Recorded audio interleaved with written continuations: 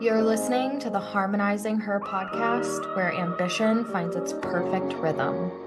The show for the multifaceted, multi-passionate woman who's ready to harmonize all parts of herself. Let's get right into today's episode. So we finally made it to this moment. I'm so excited to welcome you to the Harmonized Her podcast. Welcome to the show. I wanted to spend this first episode really breaking down my intention and my vision for this podcast, because I have been a full-time entrepreneur, an online creator for over 5 years, and it wasn't until I had my son in 2021 where I started to experience massive identity loss, identity rediscovery, adapting and adjusting to this new life as a mother, and feeling so conflicted and overwhelmed because there were so many other aspects of me and who I was. And really up until that point, I was so career driven and goal oriented, and I had a lot of freedom like a young 20-something with no kids. So I always was able to work on the business, work on projects, work on things that I had passion around.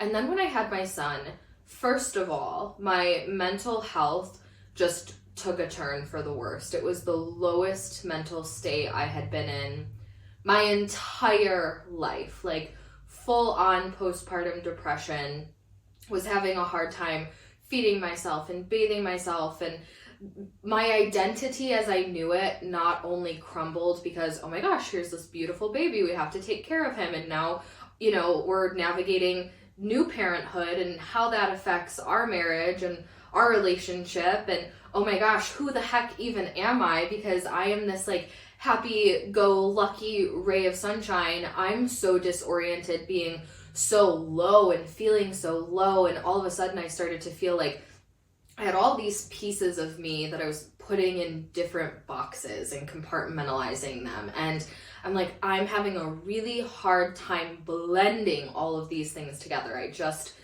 didn't know how to approach that, right? And so we have the baby, we have the marriage, we have the business, and then where does that leave Taylor as the individual? I'm really passionate about fitness. I really love working out. I really love nourishing my body properly. Where does that fit into this overall equation? I'm a big advocate for using cannabis for mental health. Where does that fit into this equation? I love beauty. I love fashion. Where does that fit into the equation? And I love marketing, and I love all these different things. And there's just so much duality and multifacetedness to who I am and what I bring to the table that I started to get really confused on where do all of these pieces fit, because that's exactly what they were. They were pieces, not the whole puzzle.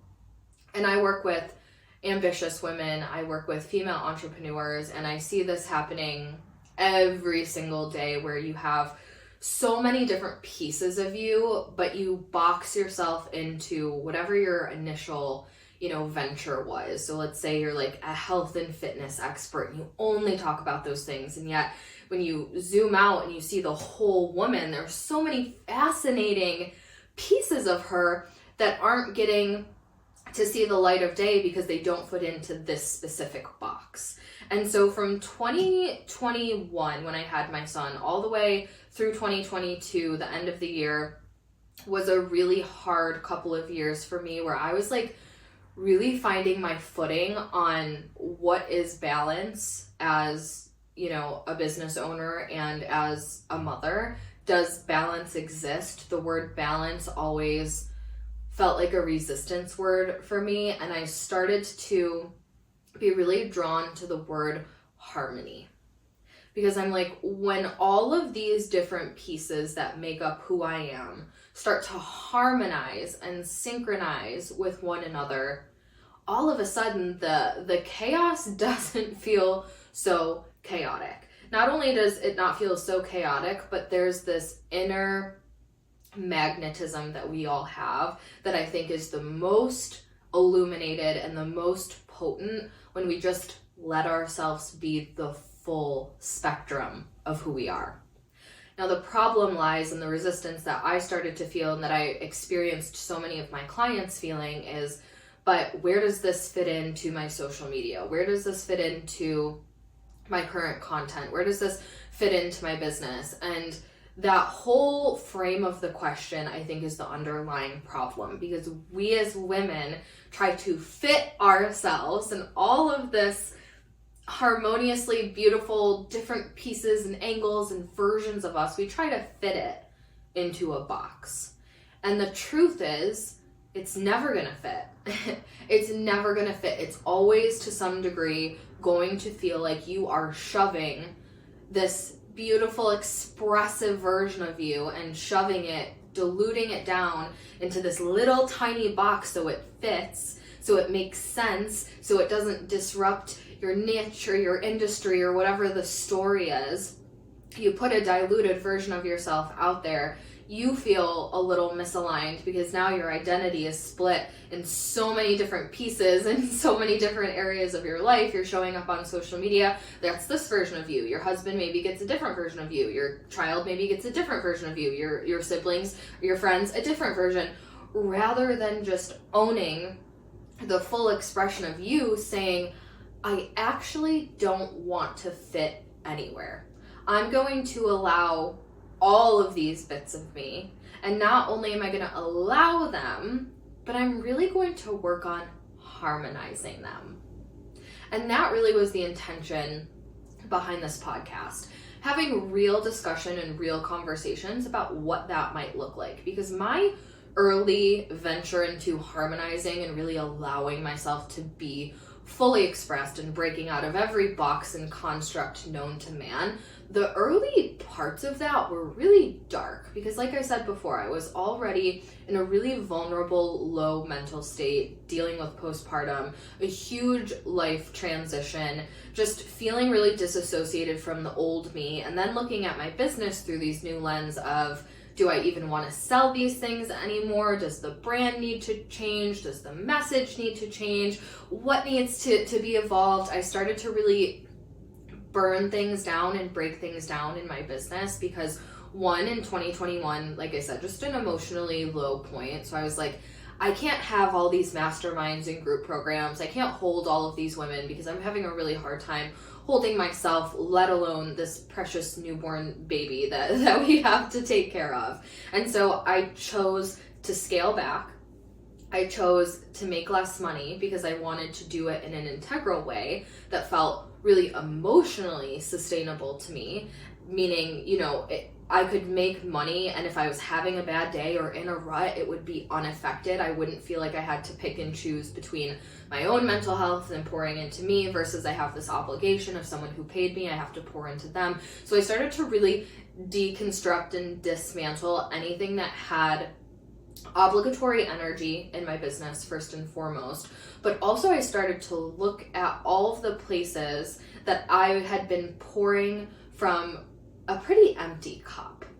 And this is when my whole mission started to get reinvigorated in terms of the business, where, we have Aligned and Ambitious, and if you've been with me for a while, you know that I've had, another podcast, Aligned and Ambitious Radio, since 2019, and a big question I've been getting asked is, well, why a new podcast? Why not just rebrand and kind of go over what you were once doing? And long story short, because that version of the brand started to make me feel boxed in, because for so long I was talking about making money and growing your business, it should be the most fun thing, and it was a great message and it felt so true. But when I started to enter this new era of my life in motherhood, what felt really impactful and really true for me was focusing on nourishing the woman behind the brand. And so then the tagline for a lot of my programs and marketings became, well-nourished women change the world.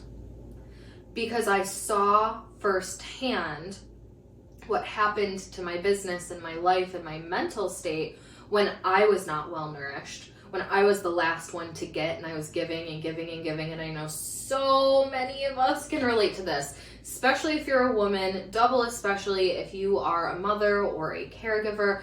You just give, we give, right? And so I started to take that really seriously, to say, actually, nobody is getting poured into until my cup has so much that it's not just full, but it's overflowing with this access that I can freely and abundantly give to so many different people and areas and aspects of my life without it depleting myself. And then I thought, well, this is becoming a much larger conversation that we need to be having, because this is a movement. It is my mission. And now I look around, at all of the wonderful clients I have. The caliber of clients and women I get to work with every day is such a gift. And the number one thing that we work on is genuinely not the strategy.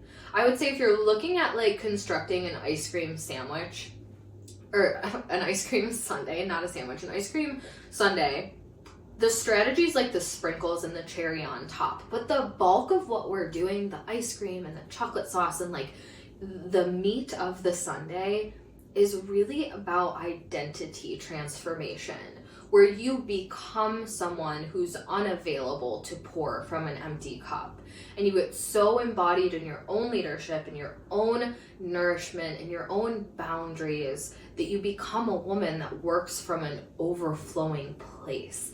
And when you sprinkle in the strategy from that place, that to me is when everything changes and everything blows up. And I've been in seasons of my life where I was dealing with real life shit, right? Like 2021, I was 6 months pregnant when I lost my grandmother, who was just such a huge part of my life. I lost her, and the business was making money, and we were financially great. Buying a house, buying cars, prepping for baby. There was no shortage of financial resources. And yet, I felt so empty and so unhappy. And I was navigating grief. And I was navigating grief as I was also entering my third trimester. And then the house we were renting at the time flooded. And then we had a mold outbreak. And I had all these things like deteriorating in my life that even though the money was coming in, I was like, cool, great. I'm so appreciative that that's one thing I don't have to worry about, but also a further reiteration of a wake-up call that money doesn't equal happiness. And there's so much talk, and myself included, of people who would talk about financial sustainability and financial freedom. And when I got through that really hard time in my life of the grief and postpartum and depression, mental health, all the things, I realized I want the financial freedom, of course, but I'm going to start pursuing emotional freedom. I'm going to start pursuing energetic liberation, where I was focused on taking really good care of myself, my physical health, my emotional health, my energetic well-being, my spiritual well-being, and those things, my well-being in a really holistic way, was at the center of my growth plan. Where before, that was kind of on the outskirts. And it's definitely a big transition to kind of invert the way that you look at life and business, the way that you look at all these different pieces of you, to say, before it was like the business came first and the kids came first and this came first, but really being able to shift that to know I come first, because I know that when I prioritize my own wellness, I show up so much better for the people that I do love. That pouring into yourself becomes not just an act of service and love for yourself, but an act of service and love for everybody around you. It's a different realm to play in. And so I just noticed as I started to come out of this period, especially, this year, we're winding down 2023 at the time I'm recording this. I've been telling my clients I'm just in this huge quantum leap where all of that like old skin has been shed and we're just embracing and thriving in this era. And a couple of weeks ago, I was just like noticing the duality of my life, because it was like one night we're like out at a rave with our friends and we're like drinking and we're dancing and we're having fun, and I'm literally feeling like I'm 18 years old again. And then the next day we're like doing Christmas crafts and like doing things with my son and having a holiday party and just being able to bounce from one end of the spectrum to the other end of the spectrum to know like, you know, I'd like to have a good time and go out with my friends, and I love to snuggle on the couch with my baby, and I love to cook our family nourishing meals, and I love to exercise, and I love to paint, I love to cook, I love all of these different things, and it doesn't need to fit in any certain place. So then I started to take these conversations to social media. And I started to allow myself to share without everything coming out of my mouth and needing to tie to a fucking content pillar, because that is so restrictive. It's so limiting. And I think it's the biggest cock block to your growth, because I find so often the reason my clients are drawn to me and a big decision maker for them, if they're between programs or investments or coaches, they always opt with me and go with me because of the things that I share that don't actually have very much to do with business at all. And so the way that I take care of myself, the way that I prioritize my wellness, the way that I'm so present in my son's life, the way that I openly talk about mental health, the way that I openly talk about beauty and what I'm into and these other parts of me, it pulls people in and it helps us find the right matches in terms of like clients and who we're calling in and what our brand is really standing for. And so if you have someone who also really values pouring from an overflowing place, and maybe they're a little bit of a makeup junkie like I am, and maybe they're a mother or they want to be a mom one day, and they start to see all these different pieces of themselves in me, and they start to see these different pieces of themselves in me that they once thought that doesn't fit in what I do, or there's no place for that, or that's not relevant. And all of a sudden my own embodiment of just owning all parts of me and not trying to put these things in boxes, it's a huge source of liberation and permission slip for them to say, okay, actually, I want to talk about this thing. I want to go in this direction. I want to share more about this. And I think that is one of the most powerful things that you can do. And it's like, if you think about dating as an analogy, if you think about dating and you go on a date, you're looking to get married, like, you're gonna want to know more about that person than just what they do for work. Like, just what they do for work doesn't, like, if you resonate with their career path, that does not at all mean you're going to be really compatible partners, right? Are you into the same things? Do you find the same jokes funny? Do you listen to the same music? If you guys follow me, you know I'm a Swiftie. I love Taylor Swift. I have since I basically came out of the womb. I've been following her since day one. That's a big connection point for people. When I talk about like what perfumes I'm into, that's a big connection point for people. When I'm hosting the holidays and I'm making this gorgeously aesthetic, delicious peppermint espresso martini, that's a connection point for people that starts dialogue, that starts conversation, that ultimately leads to relationships being built, which ultimately leads to authentic trust, genuine trust, and that's always going to lead to a great working relationship and an investment. So back to the dating analogy, you wouldn't decide to marry someone just because you're like, you're really great at your career, right? So why are we presenting ourselves as only the business, just business, nothing else here? It's so constricting. I would even go as far to say that it's fucking poisonous for your business. And so the reason I launched a new podcast, the reason that I wanted to start this new venture and project and ultimately conversation, I want this to really feel like a conversation where I'm not like, here's your 5 marketing tips for the week, go do this, but I really want to have an open conversation about what it looks like and what it feels like to really harmonize all these different moving pieces of you, so you can be your own source of liberation and set yourself free in that way and really own your authentic, full expression. From being the mom who's making homemade sourdough and coffee on a Sunday morning to the woman who is going out to the club with her friends at night, and every version of you in between is perfect and welcome. And honestly, above else, that's your magic.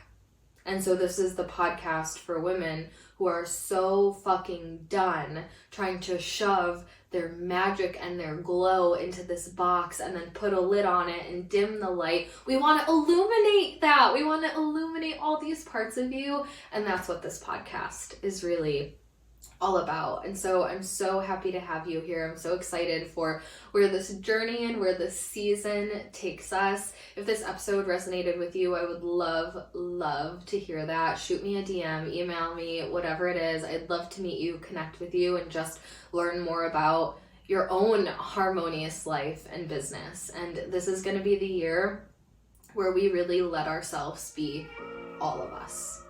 That's a wrap for this week's episode. As always, I'm your host, Taylor Slango, and it's my mission for this show to be a catalyst that empowers you to break free from all the boxes and stop trying to niche down who you are. Make sure to stay connected by subscribing to the show, going to taylorslango.com/podcast to join the free Harmonize weekly newsletter, and connecting with me on Instagram @TaylorSlango.